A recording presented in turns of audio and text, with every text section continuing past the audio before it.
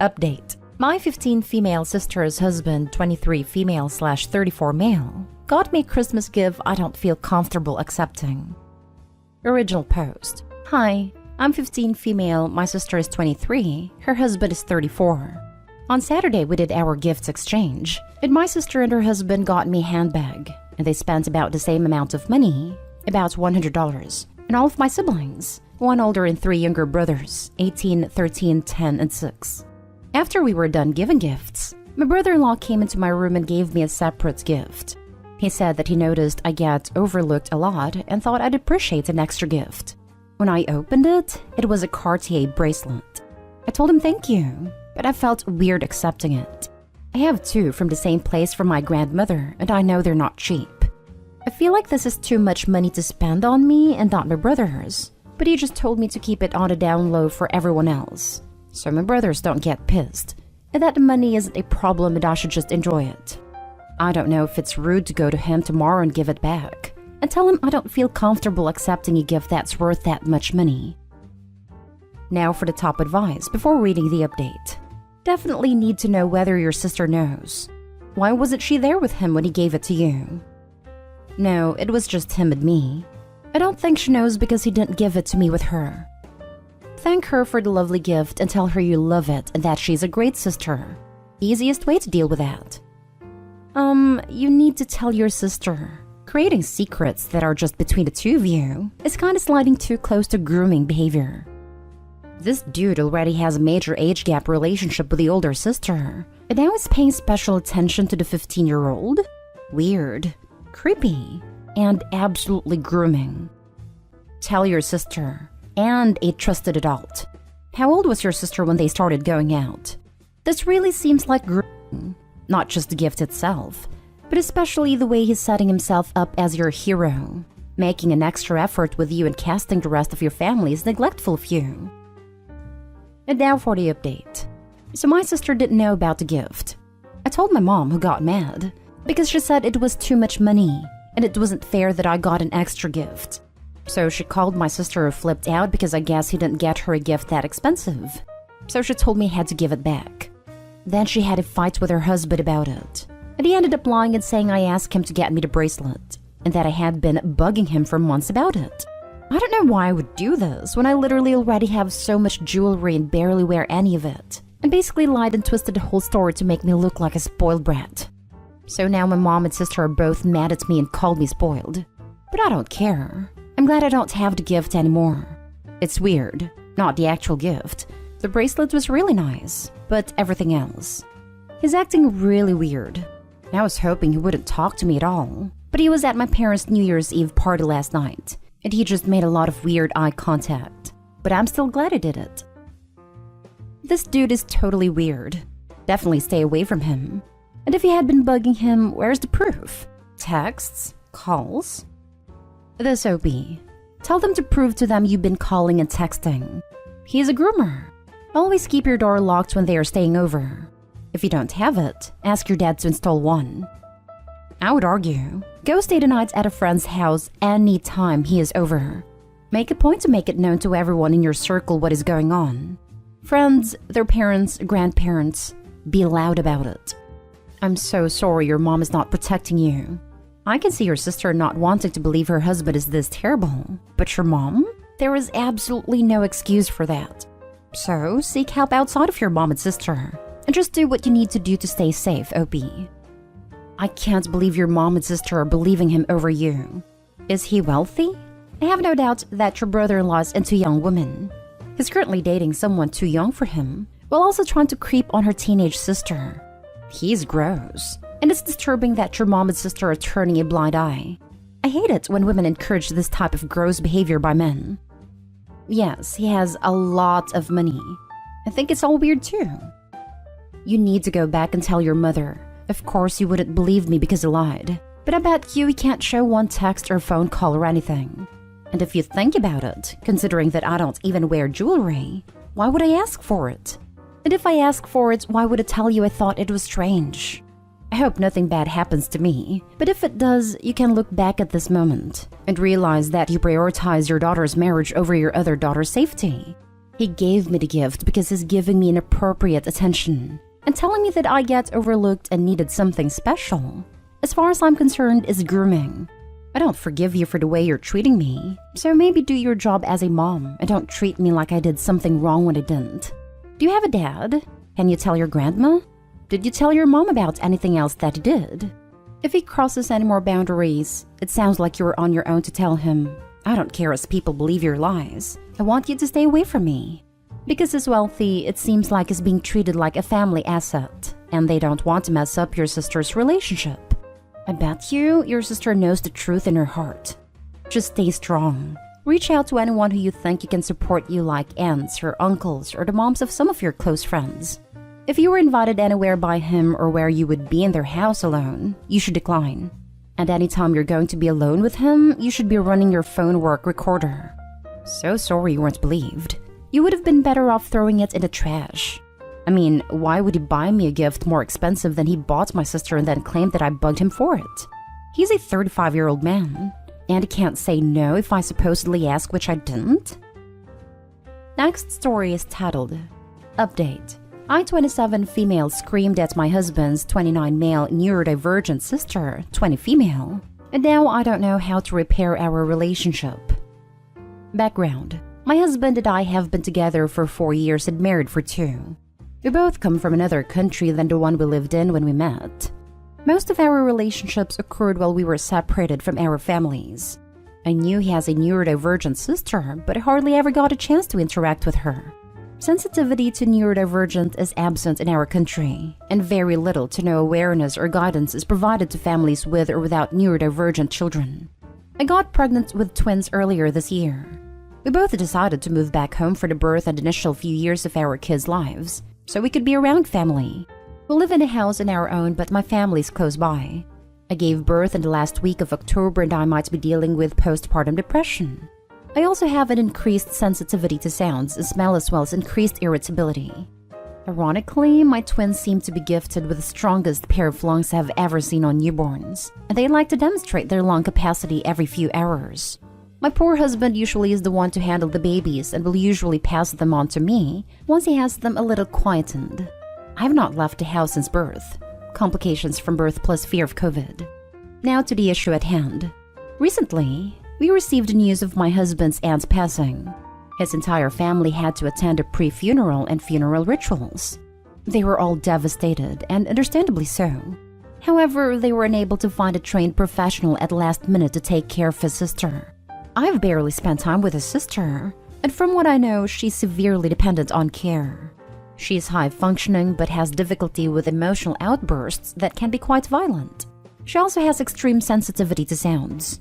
In the heat of the moment and in panic, my husband's family decided since I would be home anyway and not attending the funeral, that I could also look after his sister. I know they were in the wrong. I even begged my husband, but he was already distraught and asked me to help out the family at a time of need. All I was handed was a list and schedule for medications, as well as a list of allergies and food preferences. I was not prepared for this. Things started going wrong immediately. They were not able to sit her down and explain why she was being removed from her home and being placed in our home for the day. She was not explained why her primary caretaker, mother-in-law, was not going to be there for her, and she was not given any time to adjust. Instead, she was just thrust into a messy and noisy, dark house with loud crying twins and an old cat she hates. She immediately did not trust me because of this. I tried explaining things to her as well as I could. My husband had warned me that she can get physically violent, but I did not expect her to do things like pinch, spit, or shove me. She had 2 minor outbursts within the first couple of hours itself. But then came the major one. I was already swamped with the twins that had a massive headache because of their loud crying. I was struggling to feed them and change them and settle them, during which sister-in-law also needed her meal. I was trying to soothe one baby while also meal prep, but the crying of the babies triggered a major meltdown. While I was trying to manage her, I had put the kids in their bassinet. She held onto my head, pulled my face towards her, and screamed directly into my ear with all her might. Felt like I might pass out. I shoved her and she fell backwards. I managed to gather my thoughts, but it felt like my head was going to split open. I saw her on the floor and immediately felt guilty. I tried, I really did, but nothing seemed to work. I called mother-in-law and asked her to come home and explained what had happened. She had lost her sister, but she understood and told me she was on the way, but it would take her nearly an hour to reach. She asked me to give sister-in-law space and keep the kids away from her so as to not trigger her further. When I came out, sister-in-law was not on the floor where I had last seen her. So I went to check the only other room in the house and then the kitchen. What I saw made my blood boil. She had trashed the entire room. We were setting it up as the nursery, and she had smeared what I can only explain to be feces on the walls. Cat/baby or human, jury's still out. I don't know if I even want to know. There was what I presumed to be water all over the floor as well as some glass. She was sitting in one corner of the room rocking back and forth. I walked over to her to try and apologize or even speak to her to make sure she was okay and had not sustained any cuts or injuries. She shoved me hard, and I slipped and fell into some of the glass behind me. A piece sliced through my arm, and I don't know, I lost it. I just started crying and walked away. She followed me, screaming loudly and saying awful words. I know I should have known better. I know she might not know better. But at that moment, I did not care. I screamed at her. I yelled at her and I just could not stop myself. Shortly after, my husband and mother-in-law walked into the house. I told them what had happened, and I apologized over and over again. However, the husband looked broken. He looked at me as if I was a monster. He told me he did not trust me anymore and felt like he did not know me. He called me petty and self-obsessed for fighting with his sister despite knowing of her disability. He told me he could not trust me to be home alone with the children. At that moment, I felt so much guilt and shame that I did not even try to defend myself. Mother-in-law helped clean up the floor, and sister-in-law and my husband grabbed our kids and left. My parents were called and have been staying with me in the house since. My husband is barely speaking to me and says he needs space to figure things out. The children are back with me, but it is as if everyone around me is waiting for the other shoe to drop it for me too. I don't know, lash out or something. I had scheduled therapy soon and have been asking my husband to come with me. He is not ready yet and says he feels like he does not even know me anymore and feels disgusted to even be in my presence knowing how I interacted with his sister.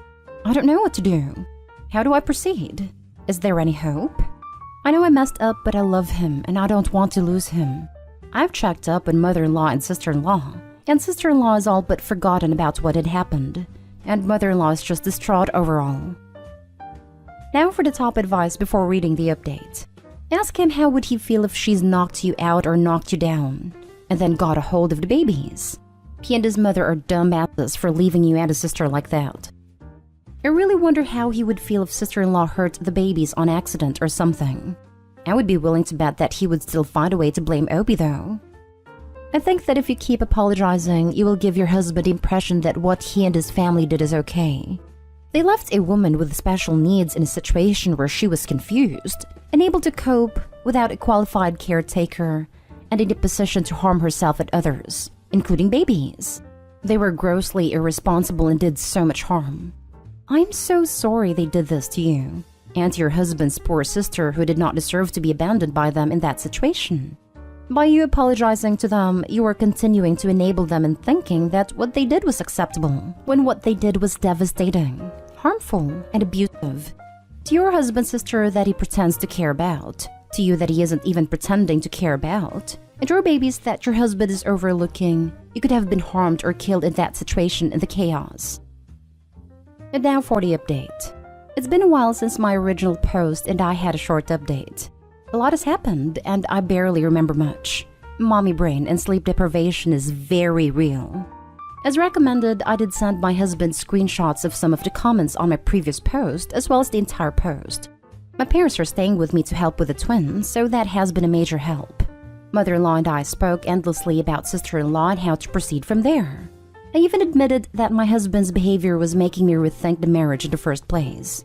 We spoke about the attempt to have sister-in-law become our responsibility, and also how it might be more helpful to find an assisted living facility for her, and that I volunteered to pay some amount to contribute towards it. Mother-in-law refused to accept the money, but is very up to the idea of the assisted living facility. Later that week, husband was back at the house and asked me to go for a drive with him so we could talk as my parents were in the house and we needed to be able to talk alone. He gave me the space to talk first and tell him what happened and how I felt and how his behavior made me feel. I told him I was considering judicial separation from him because I felt abandoned. It made to feel like a criminal for no real fault of mine. I also told him I find it hard to trust him around the twins when he was placing their security so low and considered so little about me. I told him his behavior was inexcusable, even though I was sympathetic for his position and his love for sister-in-law. I kept breaking down while talking as I struggled with confrontation, but he listened very patiently and kept comforting me and encouraging me to carry on without trying to object. He then told me aside. Apparently, sister-in-law had told him I had been neglecting her and had locked myself into the room to neglect her, and that I had hit her and thrown a glass full of water at her in a fit of rage. My guilty behavior when he came home added to him thinking she was correct, and for a moment he was not being rational. But later, mother-in-law and father-in-law ripped into him about sister-in-law's habit of lying. They had even told him exactly what all had happened as they heard from me, and basically gave him an earful which made him realize he messed up. I know it was not good enough, but over the next week we transitioned to him moving back home with us, and honestly, things have been great. He agreed to go to therapy, and I have had some individual sessions and one preliminary couple session. The holidays and COVID have been making a more frequent schedule difficult. He has been trying to make up for things. Yes, it will take longer for us to get through it, but I'm hoping we will in due time. We have a lot to figure out and a lot of details left to iron out, but we had a lifetime ahead of us for it. For now, I'm just grateful to have him home and us to be on the same page once again. I remember your first post. I think your mother-in-law and father-in-law are great people. I'm happy for you that your husband has come around. I just wonder why it took him so long. Was he embarrassed by his reaction? Or embarrassed for believing his sister when she lied to him? He initially left town for a weekend for work and went no contact with pretty much everyone except to text he was fine. After that, it was equal parts embarrassment as well as a bruised ego which took him under a week to get over and drop by. How can you lock yourself into a room to neglect someone? I know this isn't the point, but I'm glad things are working out well for you, but I needed to ask. By basically locking her out so she could not reach me if she was in an emergency. Ah, okay. I'm not sure why your husband would believe that, but I'm underestimating the level that emotion can inform an argument. My son has ASD, and is just learning to lie. It's not fun. I hope the improvement in communication for everyone in the family is helping. Admitting things aren't easy can make a huge difference in your everyday life, can't it?